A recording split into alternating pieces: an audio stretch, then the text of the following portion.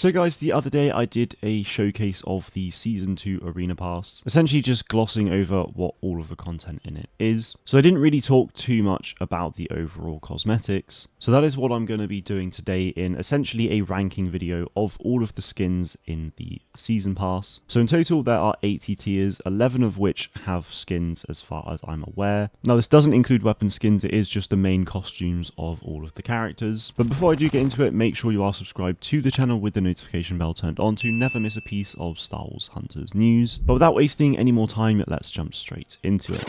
So as you can see, these are the 11 skins in the game. I know it's 11 for sure because there's 11 files. If I did somehow miss anything, just let me know. I don't really know how I would have, but there's a pretty good range of things. There's quite a few just standard recolors, which I'm not like crazy excited about. But then there's others that have really cool references and whatnot, so I'm going to jump into those. Starting off with this Emperor skin though for Chaos, I'm going to put this one at very good. I appreciate it's probably quite hard to see for you guys, but I'm a big fan of this one because like on Chaos's back it looks like a bit of the Death Star corridor sort of light panels, and then her overall face is obviously reminiscent of the Emperor himself with like the wrinkles, but instead it's sort of like metal like wiring or whatever, or it looks like something's been like etched in her face. And then she's got like the actual robes for the Emperor as well. Now I'm definitely a huge fan of the weapon skins for this as well, and I think that ultimately makes the set very good rather than good.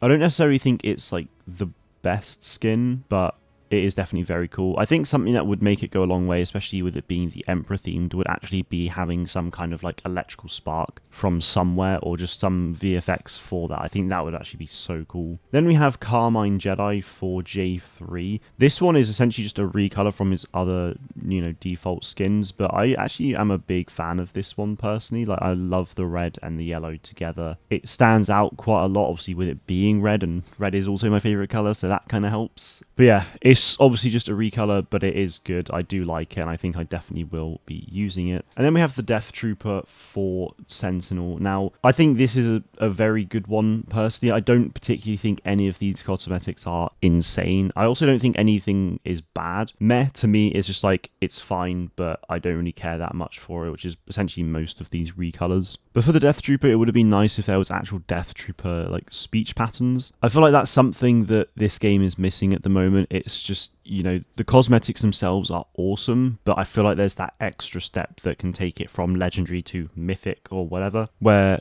there's additional audio, there's additional VFX or whatever, something that really makes it stand out more. So like with this Emperor Chaos skin, for example, you could then have that lightning visual effect somewhere. Then we have this Death Star Gunner looking sort of skin for Amara Vex. This one to me is good. I'm a big fan of like all of the Imperial themed Amara Vex skins personally. Her helmet is very Death Star Gunner like, with the rest of her body kind of just being standard, I think, from memory. I can't actually tell from this really small image, but yeah, it's a good skin. I don't think it's as good as these two personally, but I am definitely a big fan of it, and I'm keen to see her get more of them. The weapon skin for it as well is very cool. It kind of reminds me of like a Death Star laser kind of thing, so I think that helps with the Death Star Gunner looking approach. And then we have this Imperial Officer skin for Scorer. Now there's actually like 4 or 5 hunters with Imperial Officer outfits in this season, which is pretty mental, but I'm a big fan of this one. I wouldn't necessarily say it's very good. I don't feel like there's like too much to it besides, standard Imperial Officer, but it's definitely cool. I wasn't expecting Scorer to get one like this, so for her to get one like that, I'm pretty happy with. It's something very different for Scorer as well, because we haven't really seen anything else like that with her yet, and a lot of people have been complaining about her skins not being hugely exciting, so I feel like this is something nice. And then we've essentially just got like 4 recolors in a row. This one's the Indigo Apprentice for Reeve, which is just like meh to me. Like it looks nice, but I don't really care too much for it. Then there's this Jade one for Zaina, which I actually do quite like, to be fair, but again, it's not Carmine Jedi level for me. And then there's this Royal Mandalorian one for Aaron Tool. Again, pretty simple recolor.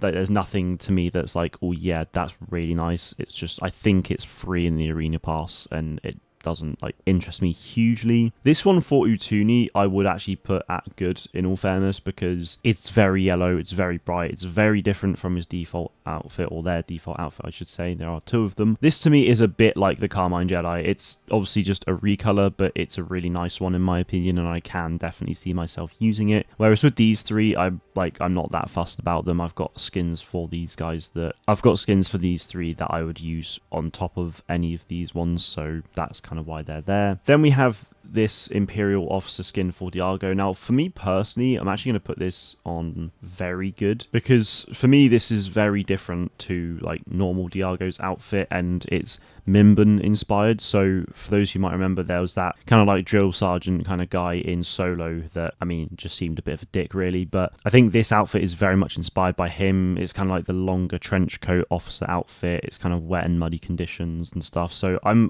quite a big fan of that sort of reference, but then I think it just looks really nice as well. The blaster for this set as well goes really nicely with this outfit, so I'm very much looking forward to unlocking this one. And ultimately, I just think it looks great. And finally, we have this Viper Probe one for Groz. This is also a very good skin for me. It's definitely something I was never expecting to see, to be honest. I thought Groz would mostly get like Hutball skins and sort of Kashyyyk inspired stuff, which obviously can only get you so far, so it's nice to see them put these kind of skins together. The fact that he's got a Viper Probe and just like, you know, it's a bit like Sentinel where he's got a DT Sentry Droid skin where, you know, the key panels of a DT Sentry Droid are put on top of his armor. This is kind of the same thing with Groz here, where it's like the panels of a Viper Probe droid just stuck on his body as armor. It looks really cool. The weapon skin for it as well is great with his clubs. And again, it wasn't something I was ever expecting to see. I think it looks really cool, so I'm a big fan of it. So that is ultimately my ranking. These ones aren't necessarily in any particular order as such. I think my favourite skin of this pass probably is the Death Trooper one for Sentinel though. And my least favourite is probably this Aaron one, just because it's fairly close to his default outfit, even in terms of the colours as well. So yeah, like I said, there's nothing bad, because I mean, you know, these are recolors of the default outfits, and I think their default outfits are fine. And also there's nothing particularly insane, because, you know, I feel like there are definitely some potentially in the store that I'd say are like insane. Maybe like the Vader one for Reeve or something. I think that one's incredible. But for a lot of these, I feel like it just needs additional things, like the Death Trooper with the voice lines, or, you know, Chaos maybe with the electrical visual effects stuff going on.